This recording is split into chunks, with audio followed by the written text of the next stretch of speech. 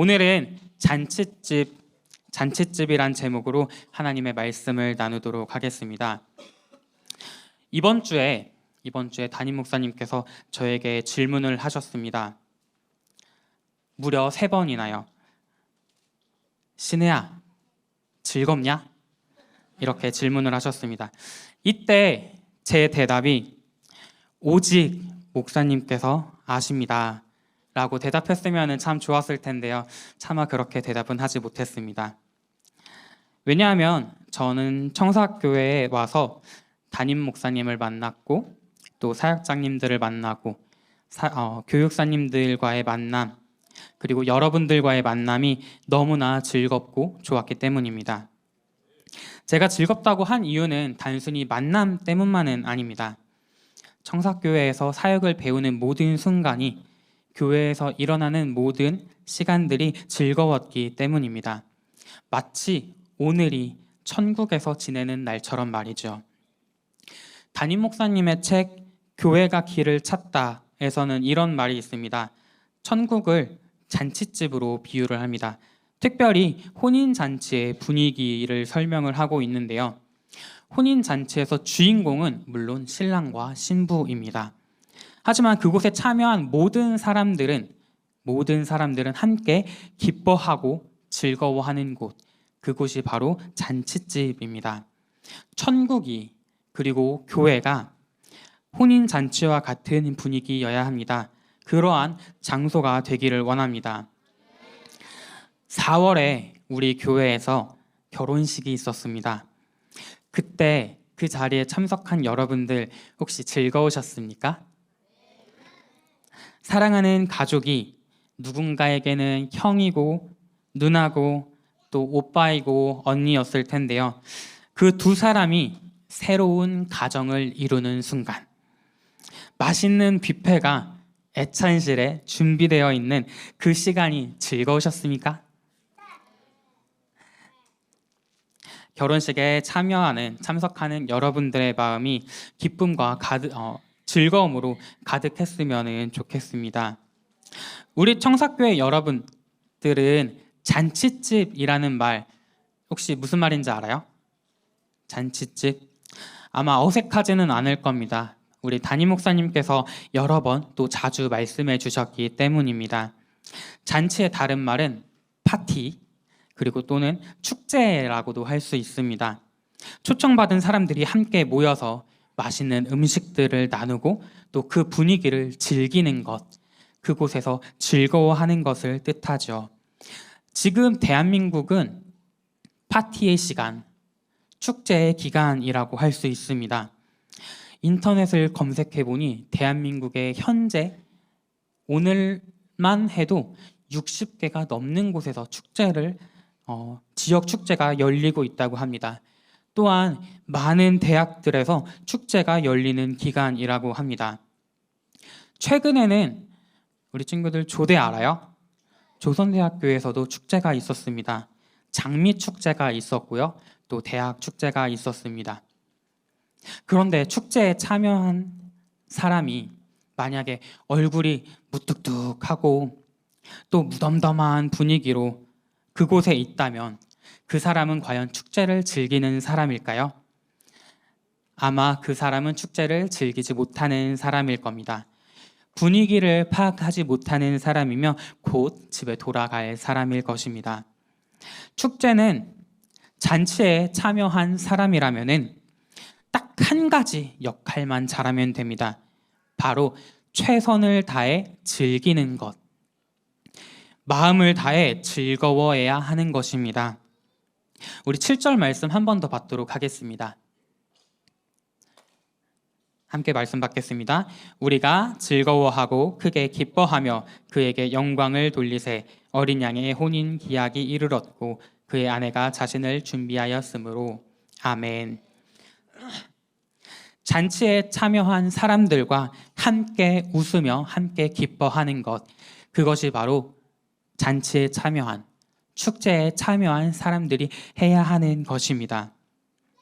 그리고 우리가 즐거워한다면은 그 잔치 가운데, 그 축제 가운데 우리가 즐거워한다면은 그 축제에 참여했을 때, 그 잔치에 참여했을 때 우리는 비록 그 사람, 내 옆에 앉은 사람의 이름은 알지 못할지라도 그 사람과 함께 어깨 동무할 수 있고 그 사람과 함께 춤을 출 수 있는 것입니다. 사랑하는 여러분, 저는 제가 받았던 질문, 무려 3번이나 받았던 질문, 그 질문을 오늘 이 자리에 나온 여러분들에게도 한번 질문하고 싶습니다. 여러분은 지금 즐거우십니까? 예배 자리에 나오는 이 시간이 혹시 즐거우십니까? 감사합니다. 예배 자리에 나오는 것이 학교 때문에 또는 부모님 때문에 선생님 때문이 아니기를 바랍니다. 교회에 나오는 것이, 예배 드리는 것이 나의 선택이고 오직 주님 때문이기를 바랍니다. 그리고 여러분이 교회에 나올 때 여러분의 마음에 기쁨과 즐거움이 솟아나기를 바랍니다. 마치 잔치에 참여한 사람들처럼요. 담임 목사님께서는 이러한 말씀을 하셨습니다. 교회 예배는 결코 연극이 아니다. 연극하는 시간이 아니라고 말씀하셨습니다.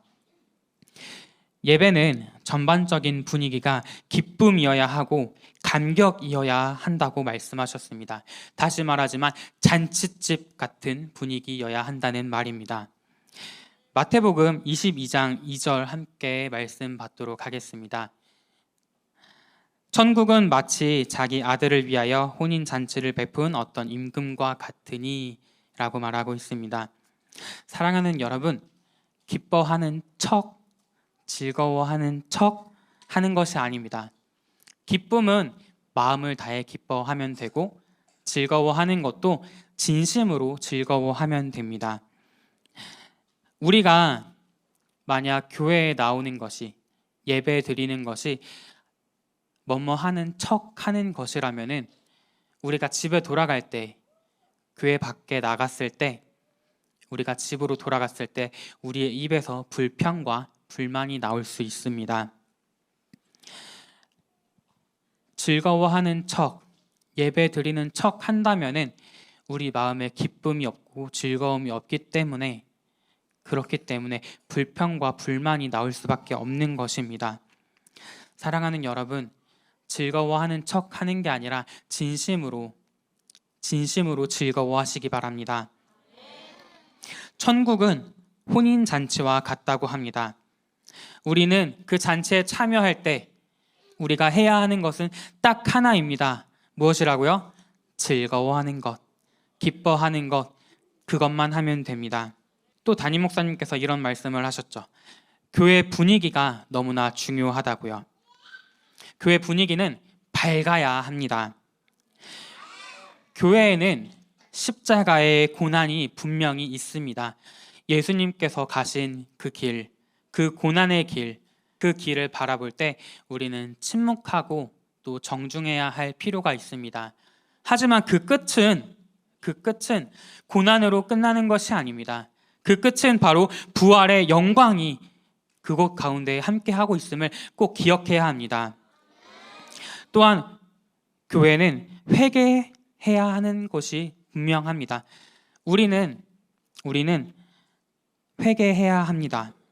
하지만 그 끝에는 회개로만, 죄책감으로만 내 마음이 가득한 것이 아니라 사죄의 은총이 그곳 가운데 함께 있어야 합니다. 또 교회는 슬퍼해야 하는 순간이 분명히 있습니다. 힘든 순간이 있기 때문입니다. 하지만 슬퍼함으로 끝나는 것이 아니라 간증의 확신을 전제로 한 그러한 슬픔이 있어야 합니다. 엄숙함과 슬퍼함 있어야 하는 것이 맞지만 영원한 것이 아닙니다. 그 끝은 부활의 영광을 기뻐하고 누릴 수 있어야 합니다. 사랑하는 여러분, 잔치집은 함께 먹고 마시는 곳입니다. 함께 먹을 곳을 구경하면서 지나간다면 그 사람은 과연 잔치집에 참여하는 사람일까요? 당연히 아닙니다. 구경하고 지나가는 사람은 그 잔치에 참여했다라고 할 수 없죠. 잔치집을 그냥 스쳐 지나간다면 그 사람은 잔치집에 참여하는 사람이 아닙니다. 사실 잔치에 참여하는 것은 의무는 아닙니다. 하지만 그냥 구경하는 것이 아니라 우리 사랑하는 우리 여러분들이 그 자리에 함께 참여했으면 너무나도 좋겠습니다. 주일 점심에 우리는 항상 애찬을 함께 나눕니다. 맞죠? 그렇죠? 그 자리 가운데 그 자리가 부담스러워서 싫어서 또는 개인적인 이유로 스쳐 지나가는 것이 아니라 우리가 함께 먹고 함께 마시며 함께 즐길 수 있는 시간이 되었으면 좋겠습니다. 담임 목사님께서는 이런 말씀도 하셨습니다. 함께 차를 마시면은 손님입니다. 하지만 함께 밥을 먹는다면 누구일까요? 가족이라고요. 우리가 함께 밥을 먹으면 우리는 한 가족이라고 이렇게 말씀을 하셨습니다. 사랑하는 청사교회 주일학교 여러분, 우리가 남이 아니라 손님으로 만나는 것이 아니라 그리스도 안에서 한 가족이 될 수 있기를 주님의 이름으로 기원합니다. 우리 함께 기도하겠습니다. 사랑과 은혜가 많으신 하나님 아버지 감사합니다. 오늘도 함께 예배드릴 수 있게 하시며 또한 잔치집이라는 제목으로 말씀을 듣게 하시니 감사합니다. 하나님, 우리가 교회에 나오는 것이 정말 그냥 왔다가 가는 것이 아니라 즐거워하는 마음으로, 기뻐하는 마음으로 하나님께 영광 올려드릴 수 있는 시간 되게 하여 주시옵소서. 감사드리며 우리 주 예수 그리스도의 이름으로 기도드립니다. 아멘.